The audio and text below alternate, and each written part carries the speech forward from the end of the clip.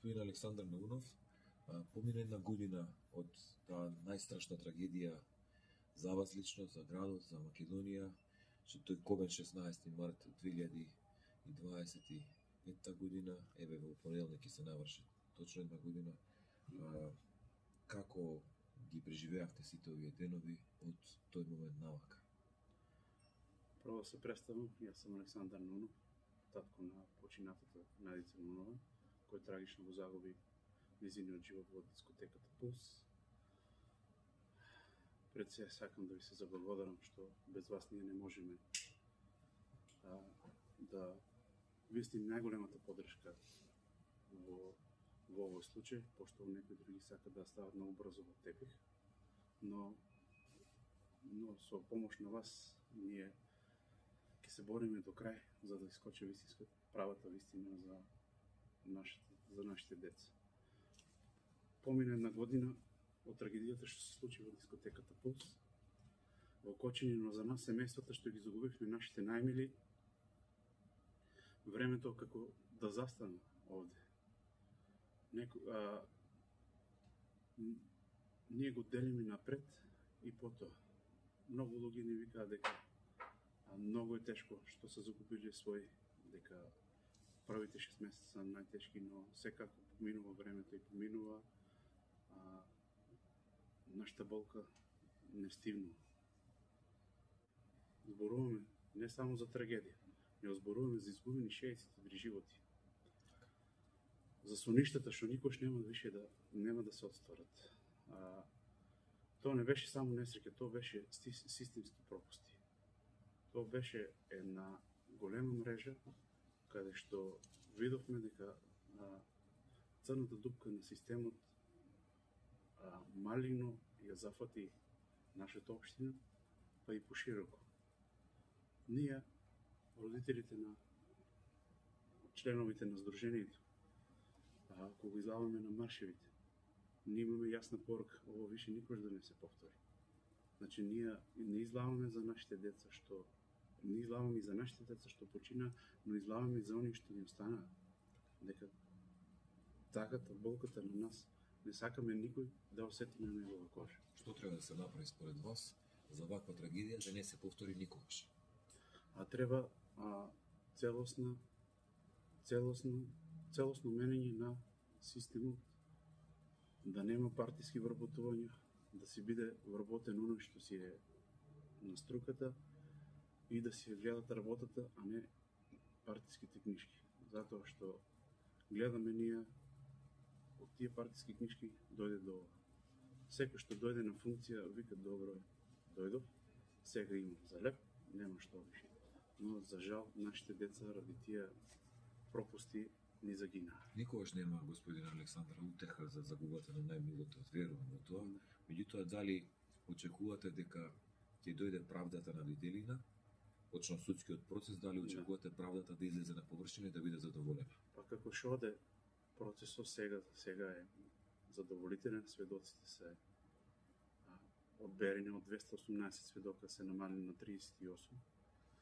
Веруваме дека обвинителството правилно ги избрало. Чести сме сведоци на тоа пред рочиштата и порочиштата, како сведочат. Ние сме и поддршка на сведоците и на обвинителите. Редовно ние како здружение одеме на рочишта. Верувам дека нашите деца, 63 што загинаа и 218 повредени, не заслужуваат неправда. Тие што се на обвинителна клупа, гледаме ги дека се бранат на сите механизми ги зимат за да се одбранат. Но доказите го тоа кажуваат спротивно, пошто има 200 гига доказен материјал, плюс тоа има и вештачења. Значи, обвинителството си ја заврши нивната работа, сега треба да го одбранат и нивниот предмет. Дали во оваа една година добивте или чувствувавте, да речам, доволно поддршка? Вие споменавте амбасадите, граѓаните, дали добивте од локалната заедница, од општината, од државата генерално поддршка доволна мера неопходна за вас? На локално ниво ние сме задоволни, новиот градоначалник стои зад се што треба да ни удостои. Еве и програмата се што се прави за една година помен за починатите и на повредените е у соработка со нас, што е тоа многу го поздравуваме ние како здружени. Координацијата меѓу општината и нас до сега е на високо ниво. За жал, од државата не можеме да кажеме нешто позитивно, затоа што имавме некои средби со високите функционери, како премиерот и другите. Не најдовме некои заеднички јазик, затоа што барањата кај нас кои беа поставени 5, тие беа по иницијатива на нашиот пратеник Миле Левко. Тој дојде кај нас, он кажа дека напишете си ги вашите барања, што ние ќе ви удостоиме се што може управна рамка.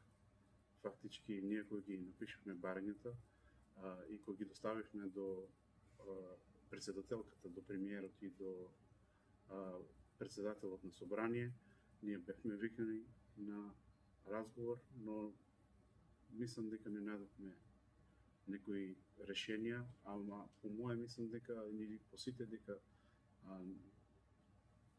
они не повикаат да не најдеме решение, а не ние. Пошто ние сме голема болка, ние да ги поставиме нашите барања, они имаат правна рамка и законот е во нив. Они може да направат специјален закон за нас. За се ние тоа нашите барања што ги дадовме. Зборам за финансиска помош, за дечињата што останаа без сестрички, без братчиња, кои ќе одат на факултет, да имат згриженост во домовите. Значи тие што се пред пензија 2-3 години, мајки, да идат во пензија, пошто болката не стигнува и дури уште од родителите не се кrenuli на работа више една година. Значи има некои многу паднат. Значи кога ние го направивме кога ги направивме барањата 5, значи ние се состанавме со сите родители, ги слушавме сите. Тоа ги заеднички барања. Да, заеднички барања. Но за жал ние таму дека ги доставивме, фактички ги доставивме на погрешно место. Нема ништо од владата до сега? За сега ништо, да.